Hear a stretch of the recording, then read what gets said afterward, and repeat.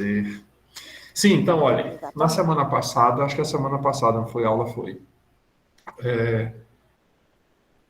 Depois você me conta esse babado, viu, dona Amanda, quando terminar a aula. Oxe, professor, eu não sou fofoqueira, não. Não, Deus não é me livre. fofocar, é transmitir uma notícia diferente. Sei, tá bom então. Então, na semana passada, meus caros, a gente começou, eu acho que foi o capítulo 4. Não me lembro agora. Eu acho que é o capítulo 4. Deixa eu ver aqui no nosso. É o 4. Que é a estrutura silábica e acento no português brasileiro.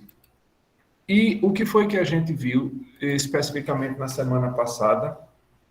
A gente viu aquela coisa estrutural da sílaba. Aqui a gente está especificamente na parte de fonologia, já não mais de fonética. Lembre-se, quando a gente fala de fonética, a gente está falando de todo o aparato mecânico da produção do som. Quando a gente vai para além do que seja o uso do maxilar, da língua, dos dentes, do pulmão, da glote, da epiglote, essas coisas todas, essa parte física, essa parte mecânica da produção do som, a gente entra nos domínios da fonologia. Como a gente está tratando da sílaba, e vimos na semana passada como a sílaba se organiza, a gente viu que necessariamente uma sílaba tem uma vogal, um som vocálico. A esse som vocálico, você pode ter uma consoante antes, ou duas consoantes antes, e uma consoante ou duas ou mais consoantes depois. Vimos que a isso se dava o nome de ataque silábico ou onset silábico e coda silábica. Vimos que esse ataque silábico poderia ser simples ou composto, quer dizer, é simples quando composto de uma única consoante e composto quando é mais de uma consoante antes da vogal. Assim também a coda era simples quando depois da vogal vinha uma só consoante e era composta quando vinha mais de uma consoantes. Então, meus caros, dentro disso vimos também aquilo que se chamava de rima, e aí mostrei para vocês o desenho, então, que a rima ela é composta do núcleo e da coda. O que é o núcleo? O núcleo é a vogal. Eu esqueci de falar disso agora, né? Isso ficou dito na aula passada. Então, a gente tem o núcleo, que é aquilo que não pode faltar na sílaba, que é a vogal. E aí você tem o onset, ou ataque silábico, que é o que vem antes da vogal, a consoante que vem antes, e a coda silábica, que é o que vem depois. A junção entre o núcleo e a coda silábica é chamado de rima. Bom, eu acho que basicamente foi isso. Depois vimos algumas possibilidades de formação de sílabas que meio que não existe em português, que eram, por exemplo, V e o L, e algumas outras que a gente falou delas na semana passada. Estou aqui só retomando algumas coisas para que vocês, para a gente começar já retomando algumas coisas, porque a gente vai continuar com aquilo que tínhamos visto. E aí, hoje, a gente vai para a classificação dos tipos silábicos no português. Então, hoje a gente conclui esse capítulo 5, né? Então, a gente vai ver a classificação dos tipos silábicos e alguma coisa sobre a questão dos acentos. Bem, é preciso quando a gente trata da classificação, e aí faz-se isso, o ponto de partida disso é um levantamento sobre os tipos de sílabas que podem ocorrer no português brasileiro. Veja, eu estou falando que podem ocorrer porque se a gente considerar as outras línguas de origem latina, a gente terá alguns tipos de consoantes ou de encontros de consoantes que não constituem início, que não constituem sílabas no português. Apesar disso, a gente tem, como eu falei na semana passada, a gente tem alguns grupos de consoantes que, em outras línguas, como por exemplo no italiano, e se eu não me engano no francês, eles podem estar no início e eles constituem sílabas sozinhas. Assim como a gente tem, por exemplo, o NH e o LH, que obrigatoriamente tem que ficar na outra sílaba. Você tem a palavra filho, você separa FI, LHO, porque isso constitui uma unidade. Quando você tem uma língua como o francês e o italiano, você tem um grupo GN que não pode ser separado, porque, pelo menos a gramática italiana diz assim, você não separa os grupos consonantais que iniciam palavras. Então, como você tem a palavra gnose, e o G e o N estão ali iniciando estão iniciando uma vogal, mais do que estão iniciando uma palavra mais do que iniciando uma sílaba, esse grupo não pode ser separado quando aparece no meio da palavra.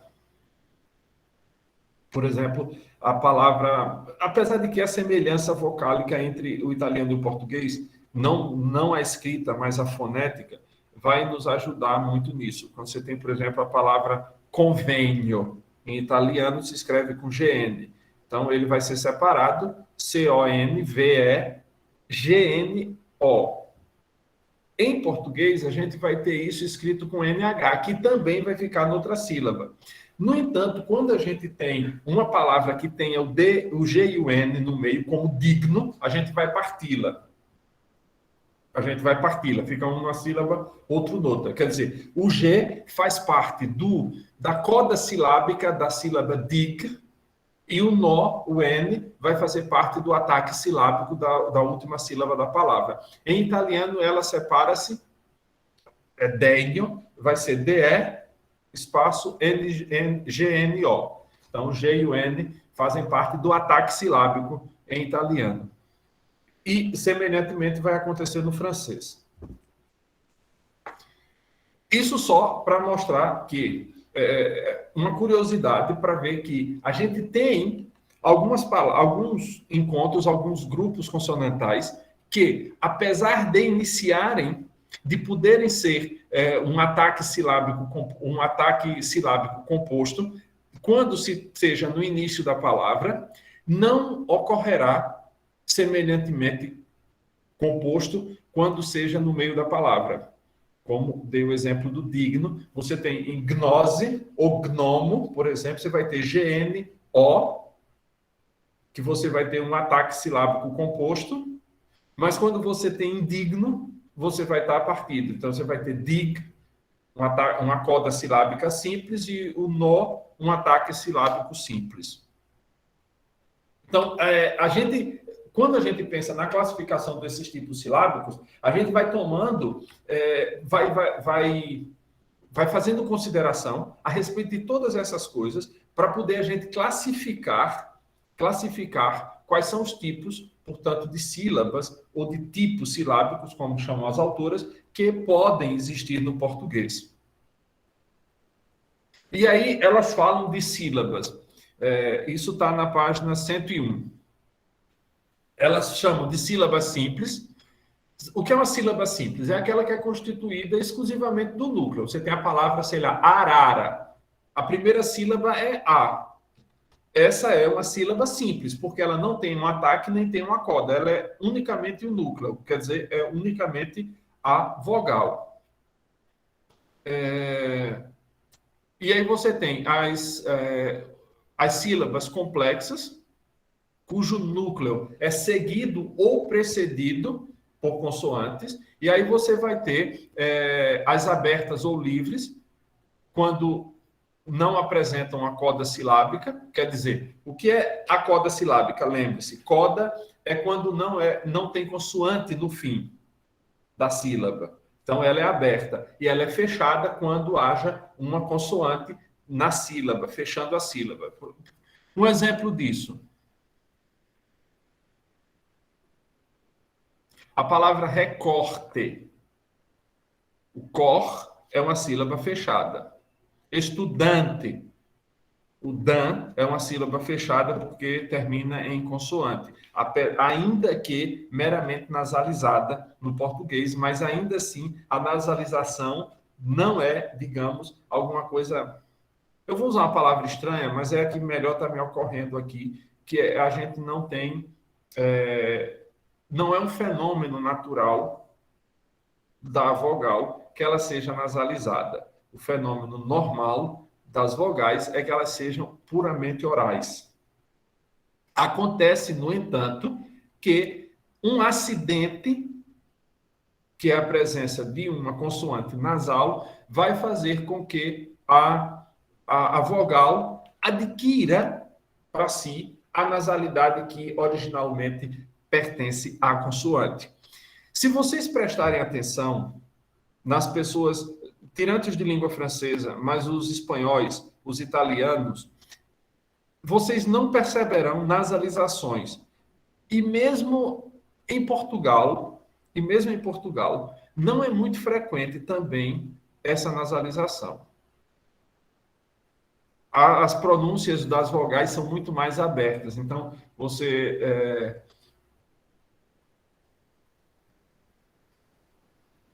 sei lá, a palavra montanha, a gente nasaliza o A. Quando você ouve um cara de língua espanhola falando, ele diz montanha.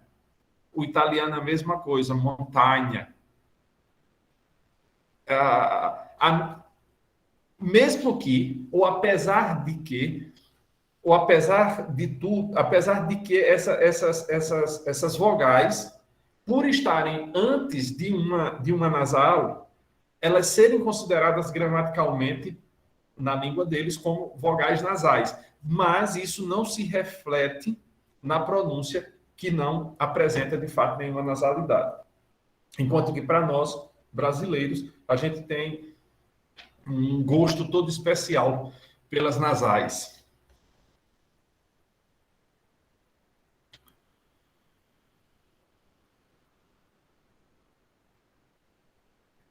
Deixa eu compartilhar aqui uma tela com vocês.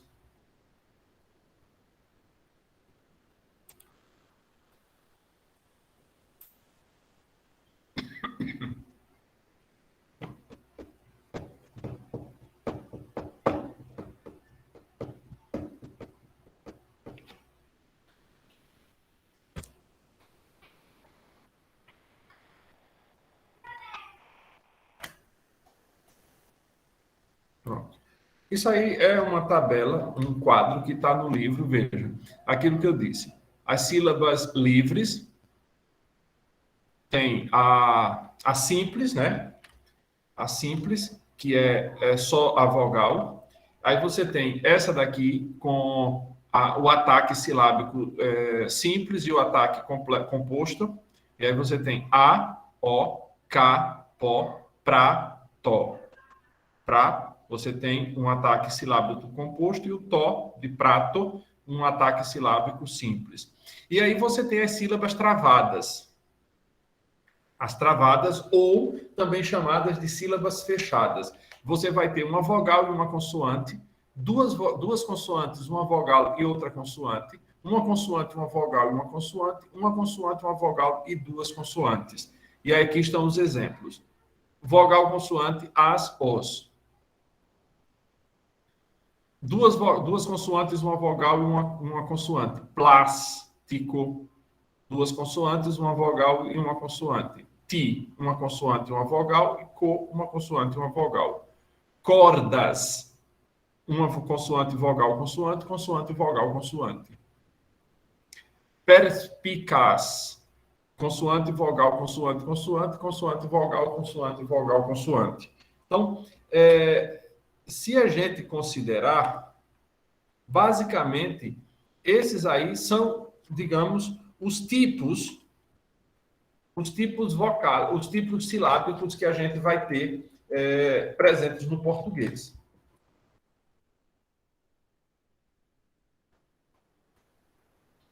Aí a gente precisa também considerar uma coisa interessante sobre. Ou antes disso, eu vinha falando disso, mas ela cabe aqui. quando a gente tem essas sílabas nasais, como estudante, ainda que, para efeito de acentuação, a sílaba seja considerada travada. Por que eu digo para efeito de acentuação? Porque o português segue a regra do latim na questão da acentuação tônica. Não estou falando de acentuação gráfica. A acentuação gráfica é um acordo, é uma convenção que se faz para estabelecer em que palavras a gente vai usar acento escrito. E faz-se isso de modo que a gente tenha o mínimo de acentos possíveis. Portanto, geralmente, a maior quantidade de palavras presentes na língua portuguesa são as paroxítonas. A gente escolheu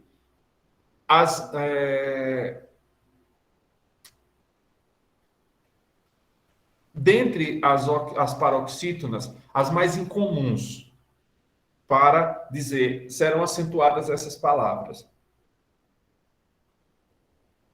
Por exemplo, Z, R, para L, as palavras terminadas nisso, que não têm muita frequência na acentuação. De maneira que quando elas foram escolhidas, foram pensando de a gente ter o mínimo de acentuação possível. E ainda assim é bastante. Bem, quando a gente pensa, aí eu disse que a gente segue a regra do latim. Por que eu digo que segue a regra do latim? A gente não pode esquecer que o português é uma língua de origem latina. O português, o espanhol, o italiano, o francês. Apesar de que o francês é um caso particular, porque, efetivamente, o francês só admite palavras oxítonas, efetivamente. Mesmo que a palavra pareça ser proparoxítona, ela não é pronunciada a última vogal, o que faz que ela seja, de fato, oxítona. Então, o francês é um caso particular. Mas quando você tem línguas como italiano, espanhol e português, só para citar esses 3 exemplos que são mais próximos, você tem os três tipos de acentuações, que são as oxítonas, as paroxítonas e as proparoxítonas.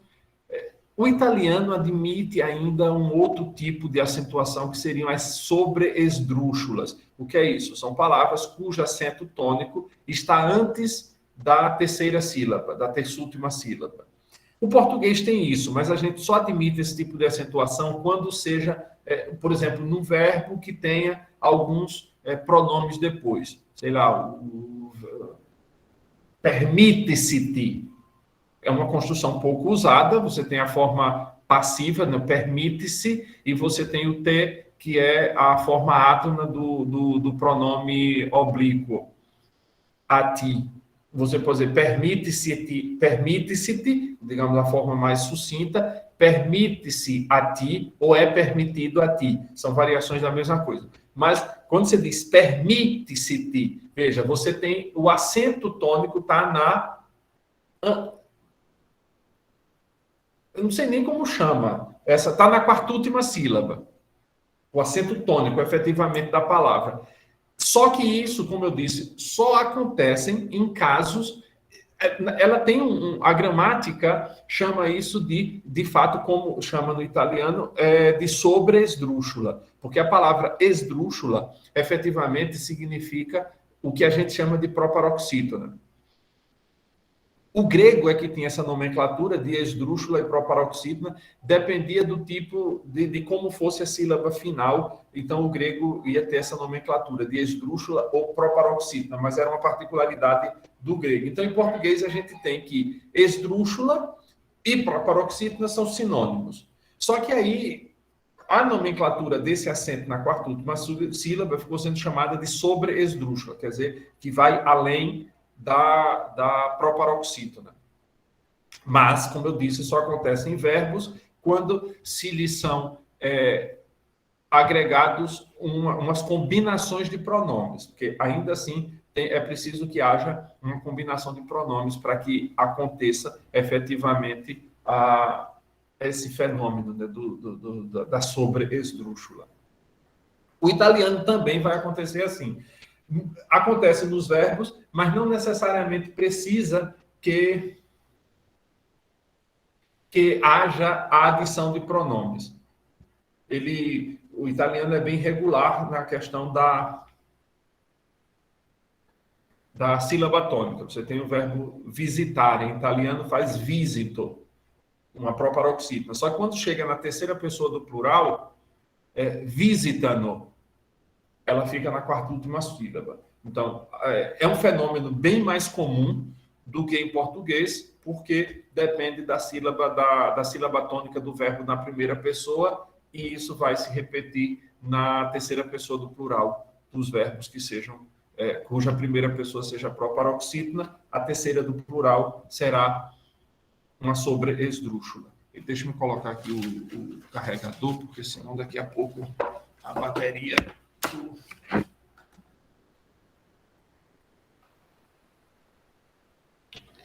Então, aí por que isso? A gente tem que uma palavra cuja penúltima sílaba esteja travada, fechada, essa palavra nunca poderá ser proparoxítona. Então, por exemplo, a gente tem a confusão grande do português, que traz algumas palavras do inglês e quer aportuguesar a palavra, mas conservar-lhe o acento do inglês. E não dá. Ou você deixa a palavra em inglês, ou, quando a portuguesa, obrigatoriamente tem que submetê-la às regras do português. Que palavras são essas? Por exemplo, recorde, a palavra recorde, que não pode ser proparoxítona, porque a penúltima sílaba, cor, é fechada. Aí você pode dizer, e por que não pode?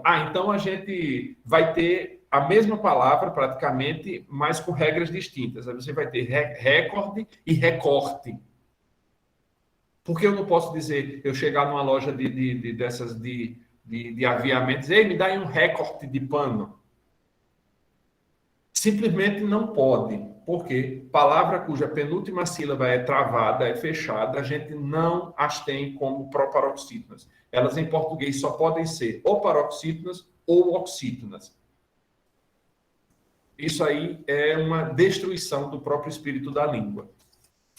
E mesmo em inglês, se não me engano, a palavra é record. Eu não me lembro agora qual é o acento. O meu dicionário de inglês aqui do celular, ele não me diz onde é a sílaba tônica, eu acho.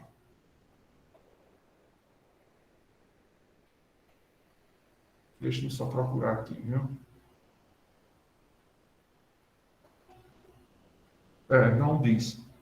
Não me diz qual é a sílaba tônica. Só me dá o significado dela.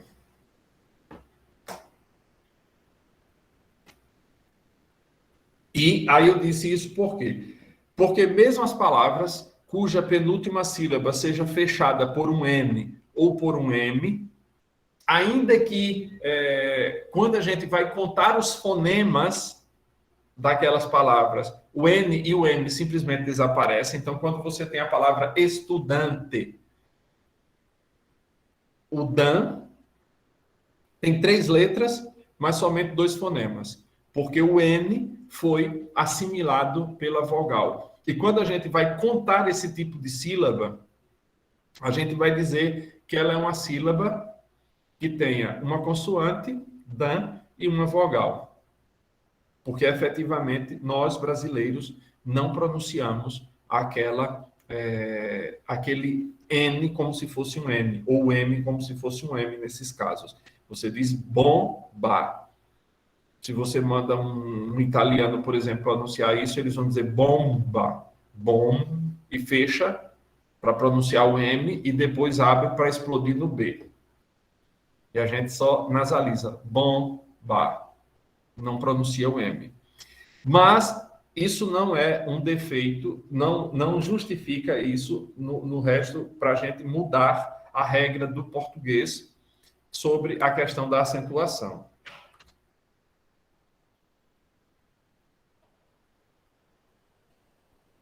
Feito isso que a gente fez com as consoantes, o passo seguinte que a gente precisa dar a respeito disso é considerar as semivogais. Né? Porque lembrem-se sempre dessa imagem.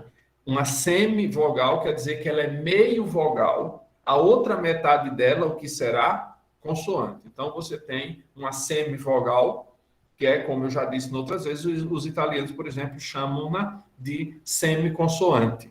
E eles estão certos, porque, quer dizer, eu não estou dizendo que com isso que a gente esteja errado. Ambos estamos corretos. Porque se você é semivogal, a outra semi, a outra metade, tem que ser alguma coisa. Ela não pode ser nada, né? Você não pode ter só a semivogal e a outra banda dela, o que vem a ser uma consoante. Essa é a razão porque a semivogal nunca pode constituir núcleo da sílaba. Ela vai estar sempre nessa posição periférica, que é a posição ocupada pela consoante. Então, vejam. As autoras fazem uma consideração interessante que parte inicialmente dessa consideração que eu faço sobre a semivogal ser também, ou poder também ser considerada de semiconsoante. Então, eu vou ler o parágrafo que elas dizem. Se as semivogais forem consideradas consoantes, simplificamos os tipos de sílaba. Isso é por quê? Por que a gente pode dizer simplificamos o tipo de sílaba? Porque a gente se enquadra naquilo que a gente viu anteriormente naquele quadro. Então, você tem, por exemplo, a palavra Mário, que esse I, em tese, é uma semivogal. Mário. Aí você tem MA, né? Vogal, consoante e vogal. Rio, você tem consoante, consoante e vogal. A gente se enquadra, simplifica tudo naqueles quadros. Naquele quadro que a gente viu anteriormente. Aí vamos lá, né? Simplificaremos os tipos de sílabas, pois, por exemplo, na palavra anéis, ao invés de incluirmos a sílaba C, vogal, CV, V', lembram-se da aula passada que o C era consoante, o V era vogal, o V' semivogal. Em vez de a gente fazer CV, V', C na lista das sílabas, teremos apenas a sílaba C, V, C, C, né? Consoante, vogal, consoante, consoante.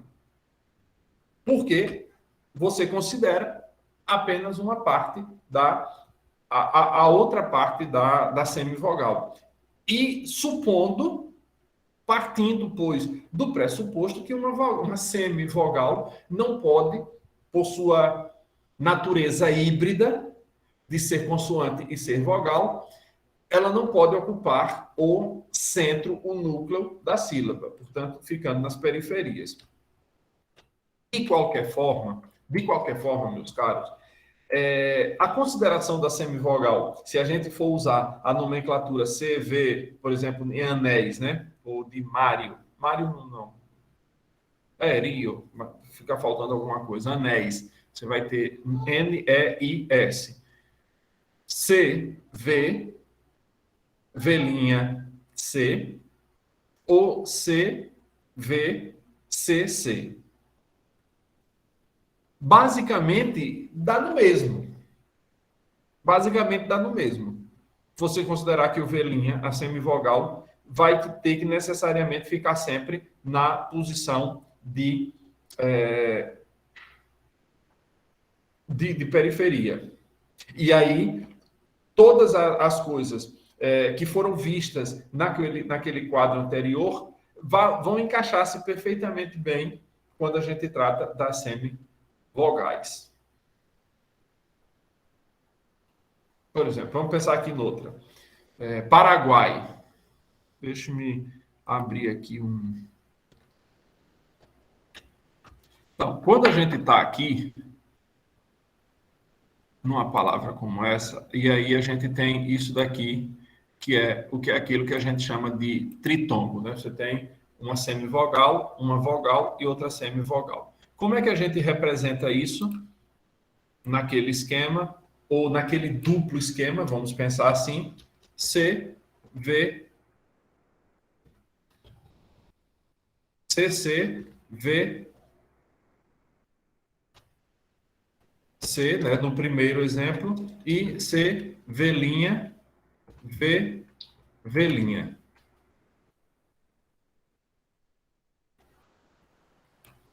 Só que aí você enquadra isso aqui naquele outro, tipo plástico, porque funciona exatamente da mesma forma.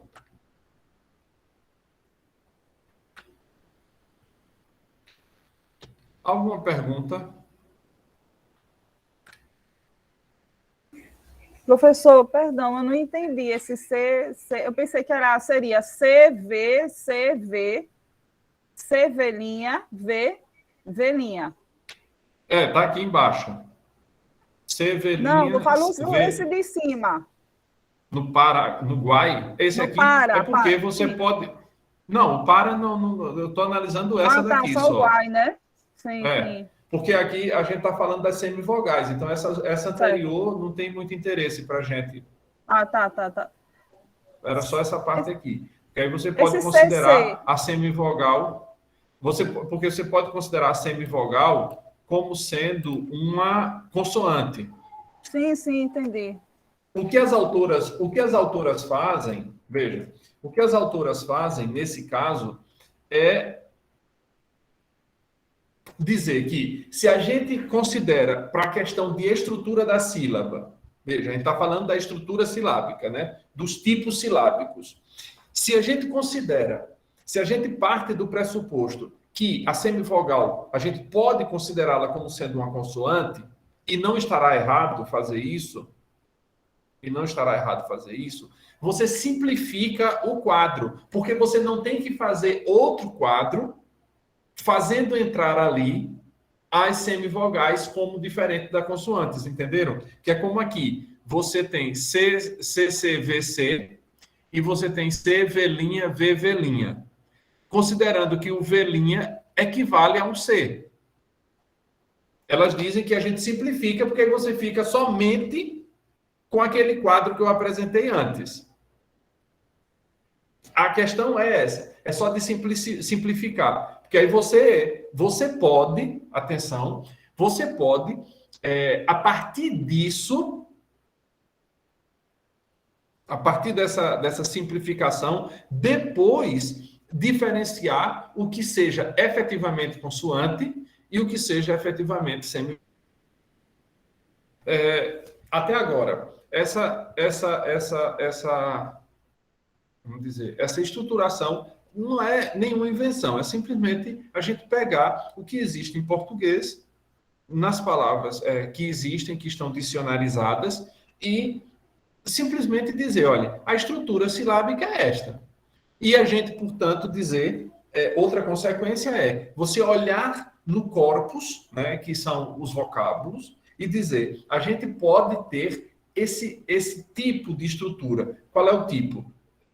Vogal, consoante, consoante, como a gente viu já nos exemplos, e saber que toda a estrutura silábica que a gente tem no português vai obedecer àqueles cânones, àquela estrutura. E aí a gente pode seguir adiante.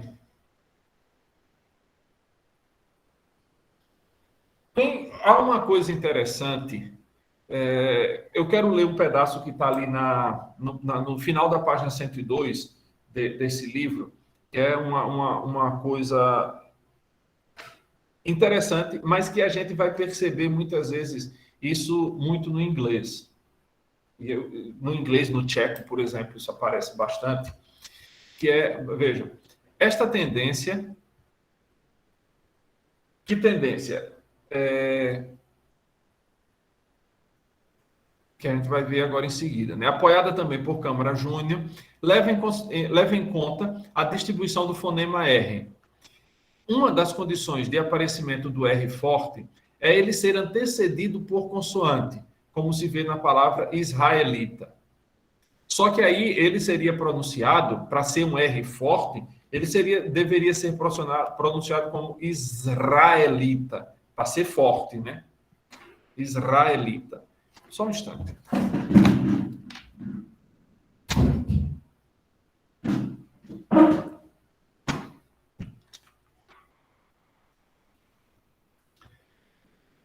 Nessa situação, não ocorre a produção desse R normal, como a gente faz em prato, um R mais brando, né? Que é chamado de TEP. Acontece, porém, que aí, no caso de Matoso Câmara Júnior, ele está partindo de um pressuposto de um falar dialetal, né? Que é tal que seja talvez o regional paulista. Porque nos demais lugares, o R precedido de uma consoante, a gente o pronuncia como uma aspiração, israelita. Essa aspiração vai ser, às vezes, mais forte, em algumas pronúncias, israelita. Outras vezes vai ser mais branda, como, digamos, é o mais comum de a gente ouvir pelo Brasil inteiro, israelita. Ou vai ser mais forte, especialmente em algumas situações que você vai ter, por exemplo, nas fronteiras com os países de língua de fala hispânica, porque a pronúncia, onde haja contato, obviamente, entre as cidades que são fronteiriças, sejam do Brasil que dos países hispânicos, a influência no jeito como eles pronunciam vai de alguma maneira afetar o brasileiro na sua pronúncia. Da mesma sorte, algumas coisas da pronúncia dos brasileiros influenciarão a cidade vizinha. Essa é uma troca. Uma coisa é influenciada, tanto que muitas vezes, de maneira jocosa, se diz que os brasileiros de fronteira não falam português. Nos outros países de fala espanhola, disse a mesma coisa daqueles que moram nas fronteiras com o Brasil, que eles não falam espanhol. Porque essa influência é mútua. Se eles influenciam de uma parte os brasileiros, estes influenciam também, por outro lado, os espanhóis na sua pronúncia. Então, a gente vai ter essa situação atípica na região de fronteira, assim como vai ter isso por conta, muito provavelmente, da imigração italiana no fim do século XVIII, no fim do século XIX, meados para o fim do século XIX, na região sul do país. Então, você vai ter uma tendência à pronúncia do R mais acentuada, não tão acentuada quanto na fronteira, porque eu já disse aqui outras vezes, a pronúncia do R italiana é bem menos forte, especialmente o medial e o inicial, é bem menos forte do que a dupla do espanhol, porque o R inicial, por exemplo, o espanhol diz rato, eles chamam de ratón, eles pronunciam como se fosse um duplo R. Essa é a razão porque, muito provavelmente, no português arcaico, a gente viu, quando a gente estava fazendo História da Língua Portuguesa, um capítulo dedicado a alguns textos antigos, né, a ortografia do português arcaico, que muitas vezes os autores iniciavam uma palavra com 2 R's. O início dessa palavra com 2 R's, outra coisa, não poderia significar, senão que ele fosse pronunciado duplo, como fazem os espanhóis que pronunciam ratona. Os italianos, por sua vez, não pronunciam essa palavra, não existe a palavra rato desse jeito em italiano, mas se ele fosse ler, ele ia ler ratona, com uma vibração só, porque é um R simples, ainda que esteja no início de uma palavra. Bem, então, o que Matoso coloca ali é que o R dessas palavras, que vem precedida de uma consoante tipo o israelita, é que ele não é pronunciado como um TEP, como na palavra prato. É isso que ele coloca. Muito embora desconsidere a maioria ou a variante regional mais difusa, que é o R ali ser pronunciado como uma aspiração. Mas é uma observação interessante. É uma observação interessante essa.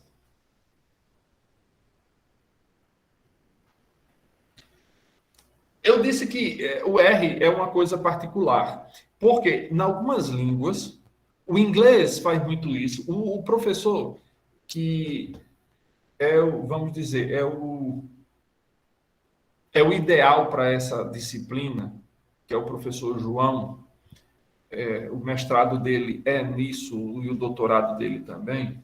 Ele é professor de eletrônica, mas o mestrado e doutorado dele foi em língua portuguesa e envolve o inglês.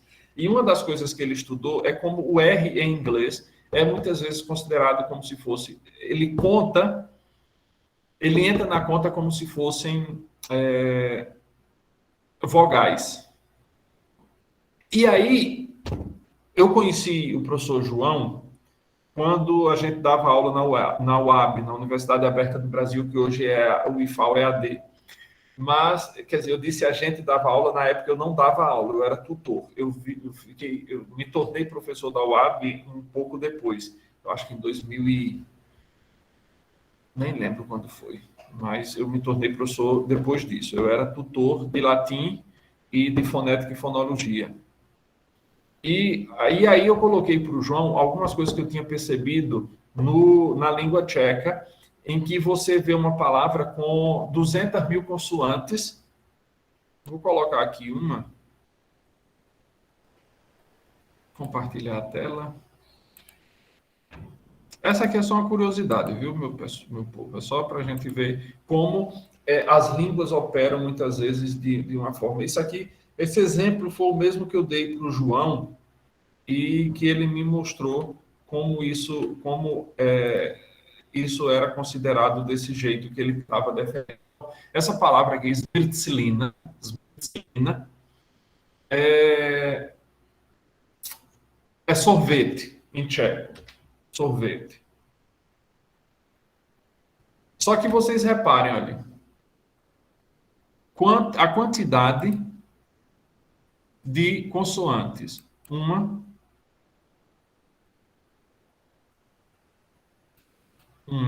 2, 3, 4, 5, antes da primeira vogal.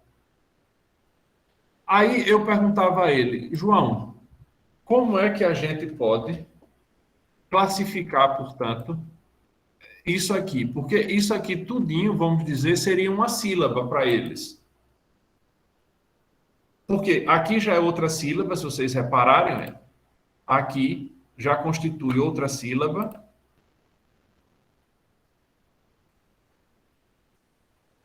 E aqui outra. Isso Professor, daqui seria uma sílaba. Poderia repetir a palavra, por favor, para mim? Para eu perceber uma coisa. Zmertsilina. Ok, obrigada. Aí o João advogou com clareza, para mim ficou claríssimo, que isso daqui estava fazendo às vezes de vogal. Se vocês repararem na pronúncia que eu fiz, ela faz isso daqui, olha. Ela cresce e decresce aqui, como se esse daqui fosse o pico da sílaba. Isso eu não estou dizendo porque foi assim que eu os ouvi pronunciando. Então, Zmertsilina. Depois outra palavra, que é o nome de uma cidade lá.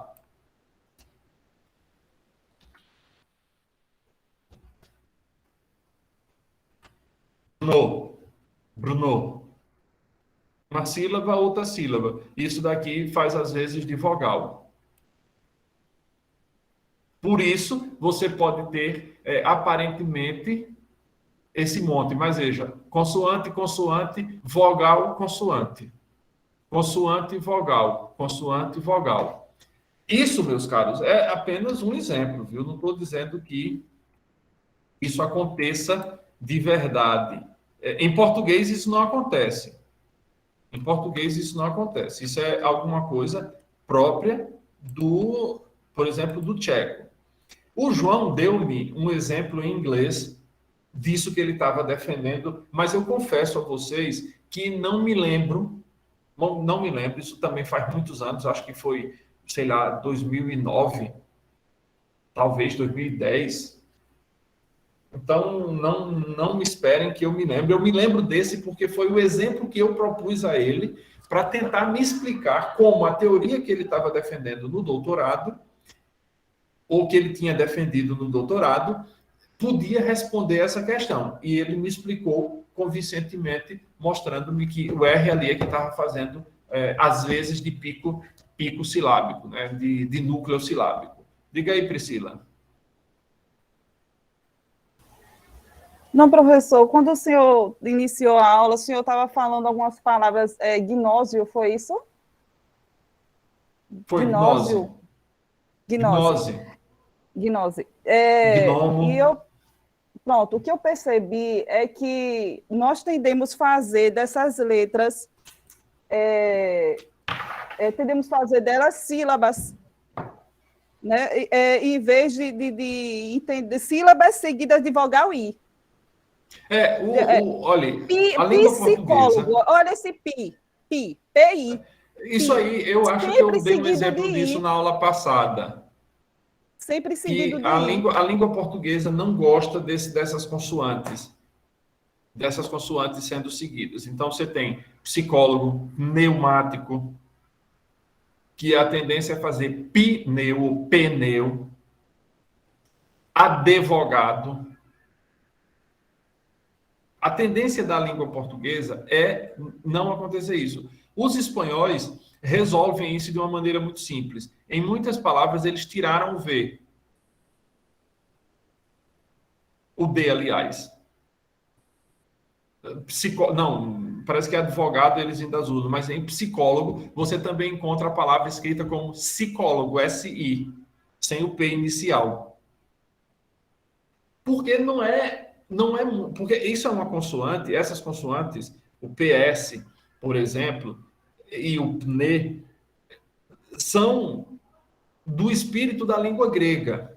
Não era muito do espírito da língua latina. E essas coisas só vão entrar depois, por exemplo, a palavra pneuma, que é espírito, vento, só vai entrar depois na teologia para nomear uma disciplina da teologia, que era o estudo do Espírito Santo, que é chamado em teologia de pneumatologia, o estudo do Espírito Santo. Mas aí a gente vai ter isso nas doenças, pneumonia, que as pessoas vão dizer, você vai ouvir certamente dizendo pneumonia. Ou pneumonia. Não é. Uma vez eu estava ouvindo uma palestra e o camarada foi ler a palavra. É porque eu me acostumei sempre a dizer gnose, né? Eu dei aula de filosofia há alguns anos e um dia, por acidente, por acaso, eu fui escrever a palavra gnose no quadro. G-N-O-S-E. Aí um aluno chegou e disse, então era isso que o senhor dizia. Eu disse, e o que é que você achava? Não, a gente sempre ouviu o senhor dizer nose. Eles nunca escutaram o P que eu pronunciava, porque eu não dizia gnose, eu dizia gnose. Então, para eles, nunca tinham o G na frente, era sempre nose. Aí, finalmente, eles entenderam que se tratava da gnose.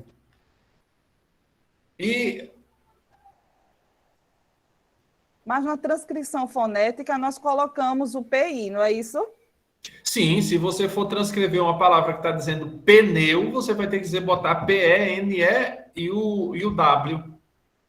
Digno. Mesma Secção. coisa. Como? Ok. Não, você Secção, disse, não é assim que fala? você Secção. disse normal. Secção. Sequição, né? Sim. Uma vez tinha escrito no muro, estava escrito numa parede, a pessoa pichou o nome sexo, mas estava tão lindinho, escrito S-E-Q-U-I-S-O. Oi, tá vendo? Ele escuta as pessoas dizerem sexo. E o que eu achei mais bonito é que estava pichado com o acento gráfico no sé, viu? O cara respeitou a própria paroxítona. Agora, eu só não me lembro a imagem, porque para mim ficou tão marcada a imagem do só, que eu não me lembro se ele tinha escrito isso com C cedilhado ou com 2 S. Eu disse com um S só, mas eu não tenho lembrança se ele tinha posto os 2 S, para poder fazer o som de S, né? Mas eu acho que tinha 2 S, eu é que não me lembro. Mas eu achei tão bonitinho, a pena que pintaram isso. Apagaram tudo, pintaram tudo de cinza. Até a palavra sexo arrancaram do muro. Bem, vamos adiante, né? Aí vou compartilhar de novo a tela com vocês. Que é o que está no material sobre essa... Considerando a semivogal como semivogal mesmo.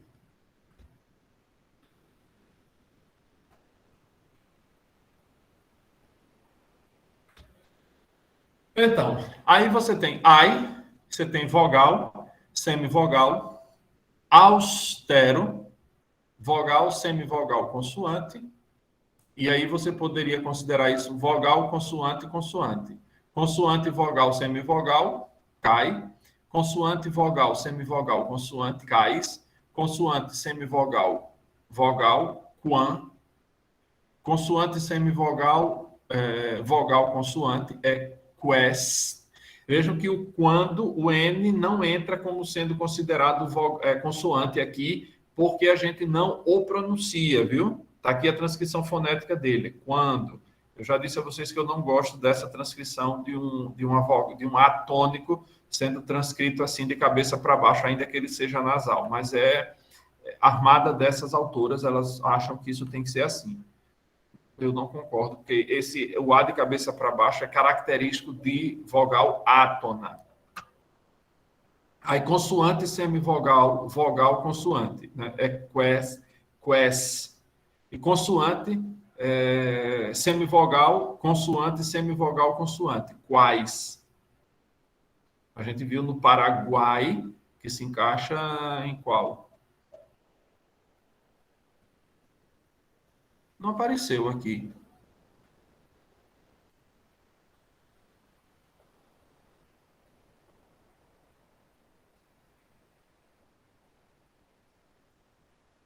Era para ser como essa daqui, ali. Só que sem... Está faltando uma aqui, que seria essa daqui, sem a consoante final. Paraguai. Guai. Está incompleto isso. Aqui falta um, viu? Depois vocês tomem nota. Vocês tomem nota, por favor, lá nesse material, que existe ainda o Paraguai e o Uruguai, entram todos nessa categoria, né? Consoante, semivogal, vogal, semivogal. E aqui ela não aparece em nenhum momento esse tipo de construção.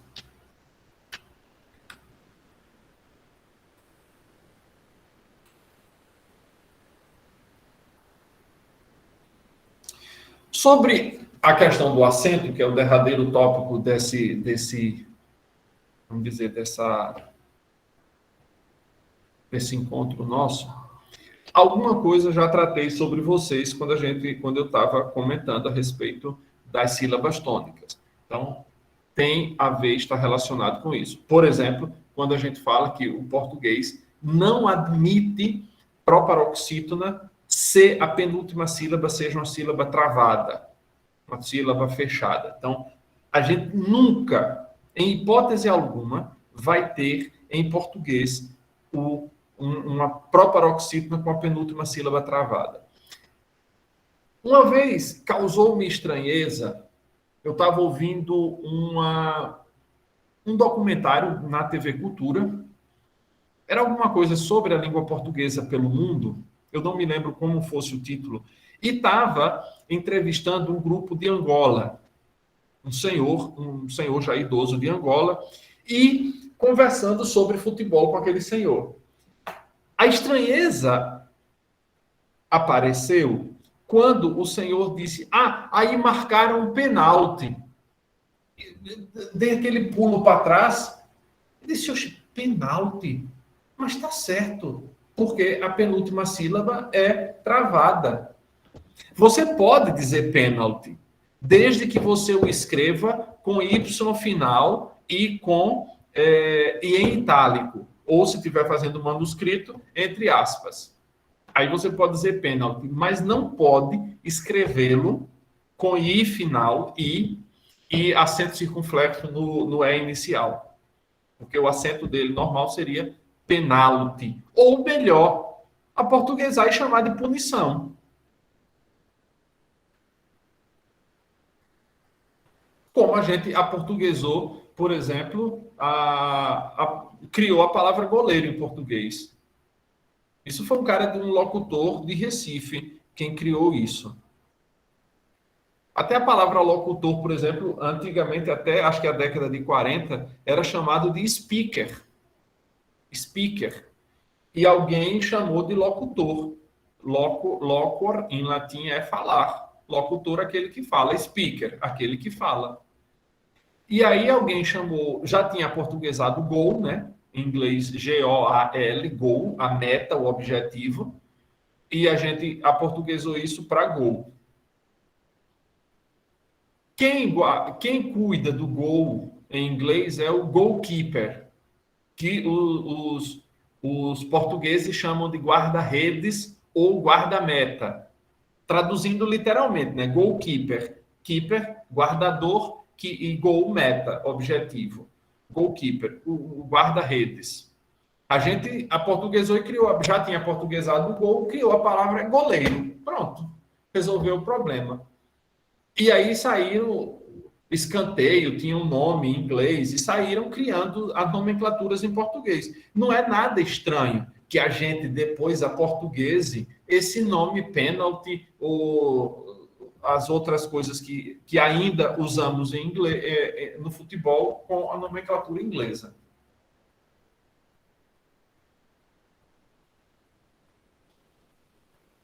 Então, meus caros, olhem, quando vocês ouvirem a palavra acento, é preciso ter cuidado para não confundir acento com acento gráfico. Todas as palavras, quer dizer, todas também seria alguma coisa muito pesada de dizer. Mas a grande maioria das palavras, elas têm uma acentuação. Ainda que na escrita, a gente não bote acento nelas. Vejam, eu defendo, eu não sei se eu já tratei disso aqui, mas eu defendo que no português do Brasil a gente não use as regras de colocação do pronome do português europeu. Advogo que a gente utilize no português do Brasil uma regra específica, que era a regra que existia lá no século XII, XIII. Qual era a regra? Muito simples.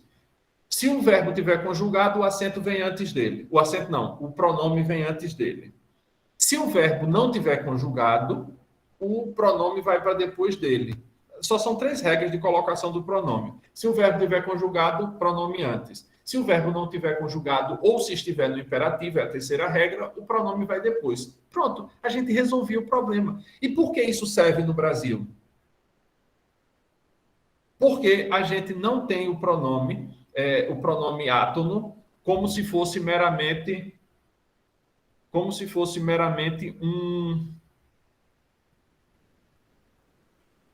uma consoante, como em Portugal, por exemplo. Por que eles não dizem me passou?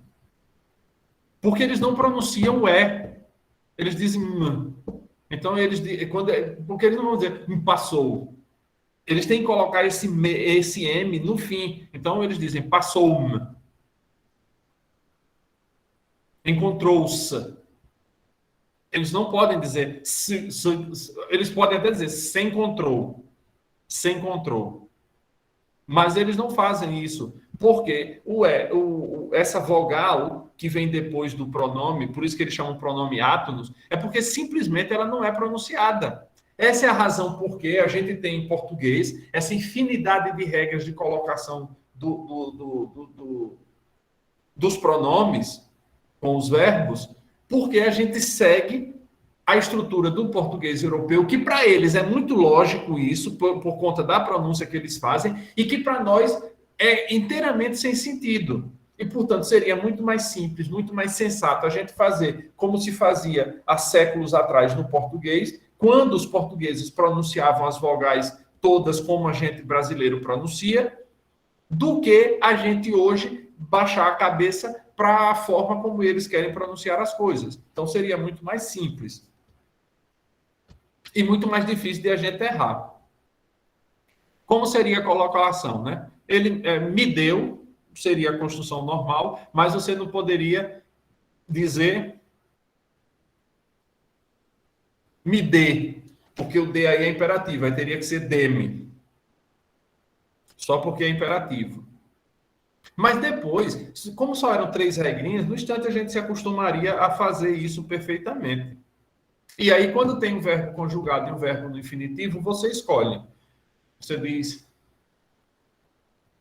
ele poderia dar-me, ou ele me poderia dar. Que isso já existe no português, né? Isso já existe, essa regra já existe, ela faz parte. Quando tem uma locução verbal, você pode colocar o verbo antes, o pronome antes do conjugado ou depois do infinitivo. Aí vamos cá. Quando a gente trata do acento, a gente tem que partir da definição do que seja um vocábulo fonológico e que esteja em estreita relação com o acento em português, né? As autoras colocam que é um erro muito comum, que chega a grafia da palavra de repente escrita como se fosse uma só. De repente, com 2 R's. Porque a gente não percebe mais que elas sejam independentes. É como a palavra porventura. Vejam, algumas coisas, alguns processos, alguns caminhos do português são muito estranhos. Porque você tem de repente, que nunca se juntaram, mas você tem porventura, que era escrito separado e foi escrito e transformou-se junto. Então, a gente não sabe explicar por que acontece com umas e não acontece com outras. Mas simplesmente a gente precisa saber que aconteceu com umas, mas que não aconteceu com outras.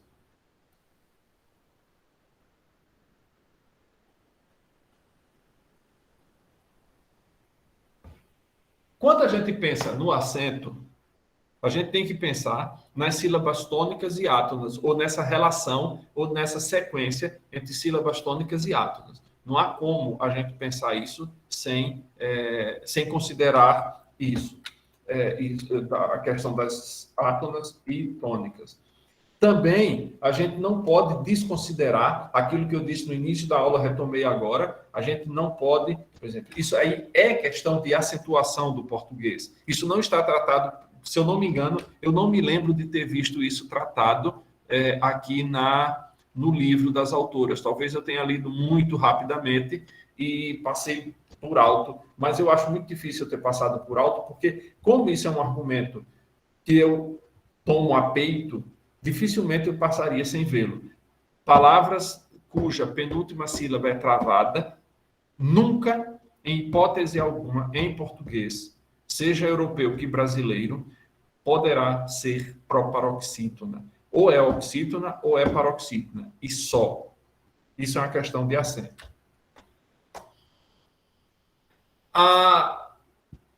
Quando, então, as autoras, pensando nisso de sílaba tônica e átona, elas dividem as sílabas em graus, né? A questão dos graus de acento. Então, você tem o grau 0, que é a sílaba tônica, a sílaba átona pós-tônica, casa, esses A é pós-tônica, grau 0. O grau 1 é a sílaba tônica, a sílaba átona pré-tônica, escola. Grau 2 é a sílaba tônica de menor intensidade. Agora é difícil eu me lembrar uma. E grau 3 é a sílaba tônica de maior intensidade.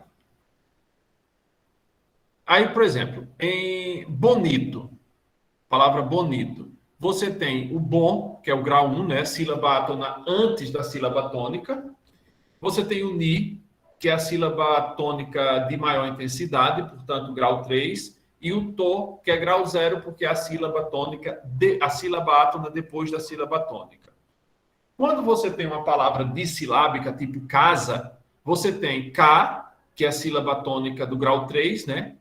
Que ela é forte, e você tem a sílaba ZA, que é grau 0, é a sílaba átona depois da sílaba tônica.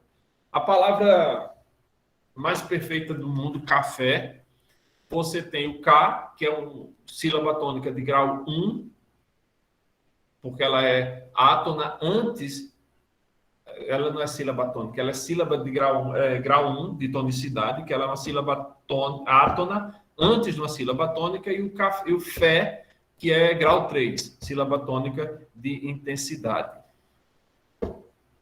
Aí, vejam, eu estava aqui tentando associar como a gente poderia pensar essa sílaba tônica de menor intensidade. A gente vai encontrar isso nas palavras compostas. Nas palavras compostas. Antigamente, antes de 1942, essa sílaba era chamada de subtônica. Essa sílaba tônica de menor intensidade, chamada aí pelas autoras, era chamada de subtônica. E era marcada por um acento grave. Então, se você pegar algum livro antes de 1942, você vai encontrar, eu acho que é antes de 1971. Se eu não me engano, essa regra só muda em 1971. Então, livros anteriores a 1971, provavelmente, se eu não estiver enganado, você vai encontrar a palavra somente, o só, escrito com um acento grave, como se fosse um acento de crase. Por quê? Para indicar a correta acentuação. Você tinha a sílaba subtônica e a sílaba tônica. A subtônica no só, cafezinho. Você tem a sílaba subtônica no fé. Essa sílaba subtônica seria esse grau 2. Então, cafezinho. Você tem o K. Deixa eu fazer aqui outro compartilhamento de tela, né? Antigamente, isso era escrito assim. Para indicar que essa sílaba aqui era a chamada sílaba subtônica.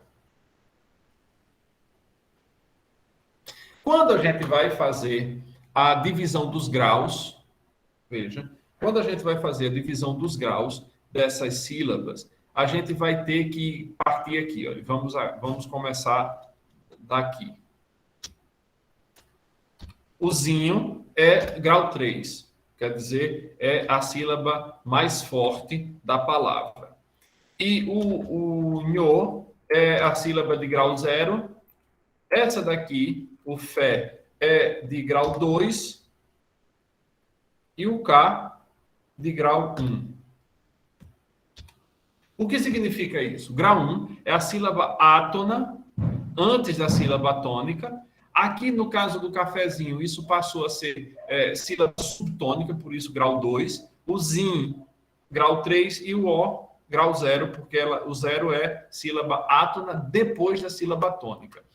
Existe ainda uma outra possibilidade de isso aqui ser considerado, por exemplo, diz cafezinho. Existem pessoas que vão dizer isso cafezinho, pronunciando forte. Então, você vai ter 1, 3 e 0.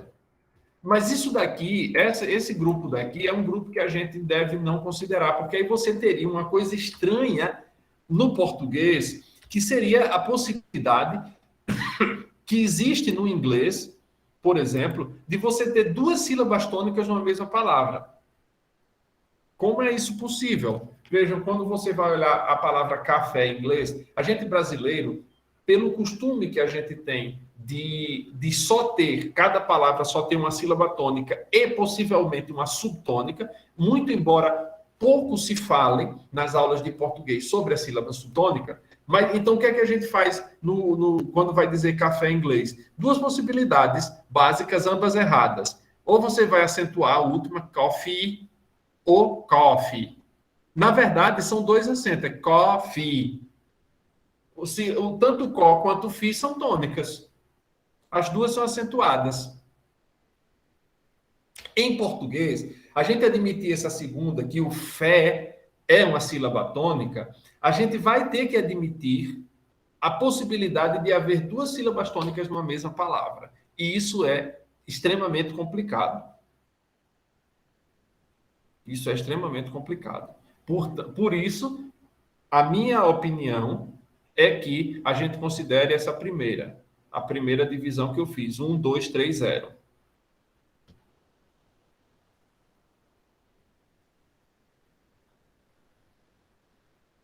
E aí, meus caros? Tudo tranquilo até agora? Ou não?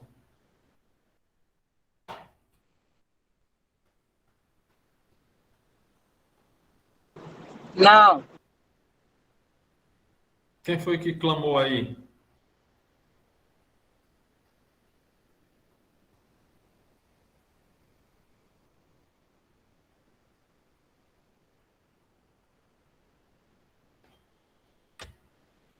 Bom, essa é a última parte que a gente tem.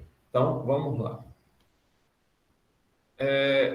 Nessa história dos graus, isso está lá no livro, na página. Deixa eu ver se eu achei.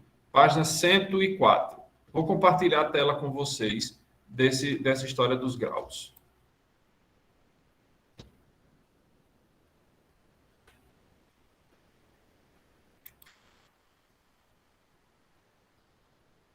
É os graus de tonicidade, né?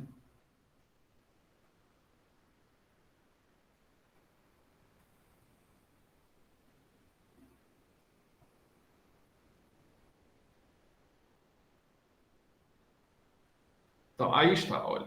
O grau 0 é chamada aquela sílaba átona pós-tônica, né? Que vem depois da sílaba tônica. Grau 1, a sílaba átona antes da sílaba tônica. O grau 2, a sílaba tônica de menor intensidade. E aí vocês pensem na subtônica, observando aqueles exemplos do somente, cafezinho,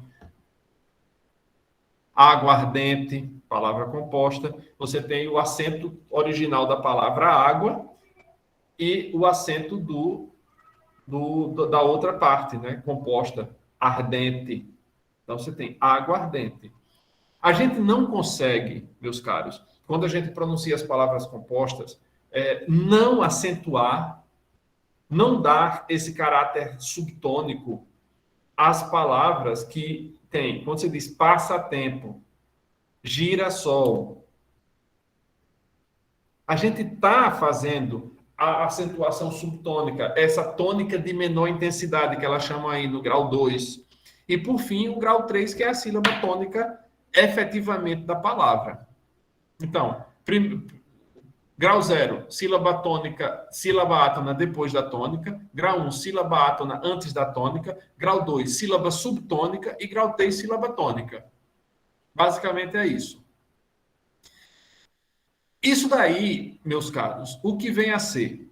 Simplesmente é uma tentativa de a gente organizar a questão para entender como a palavra se estrutura. Então, quando a gente pensa na acentuação, a gente tem que pensar em como fazer essa classificação.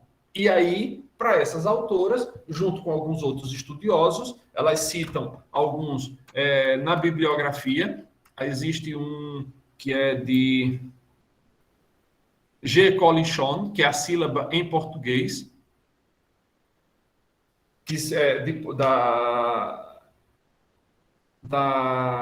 Porto Alegre, da editora da Universidade Federal do Rio Grande do Sul.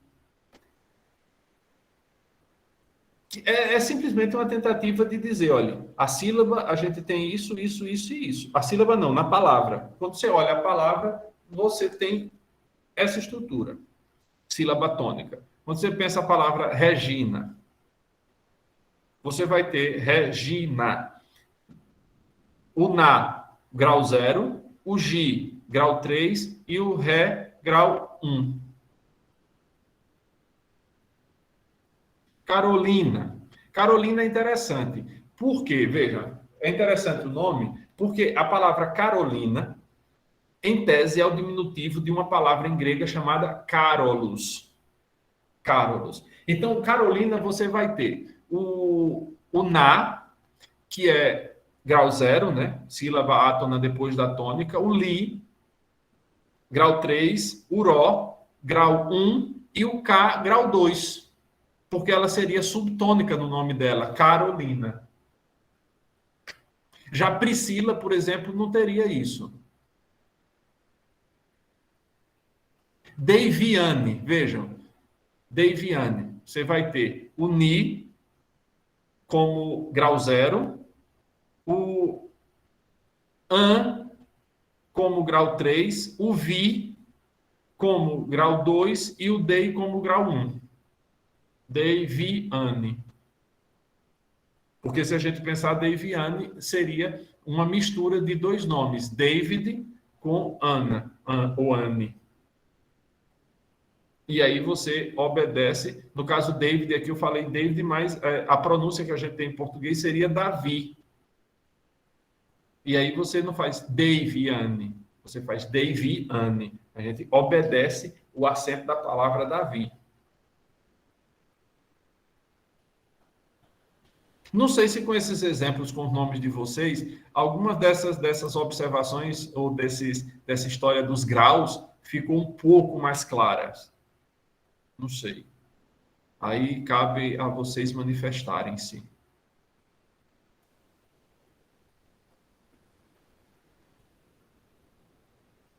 Caríssimos, eu vou parar aqui a gravação para fazer a chamada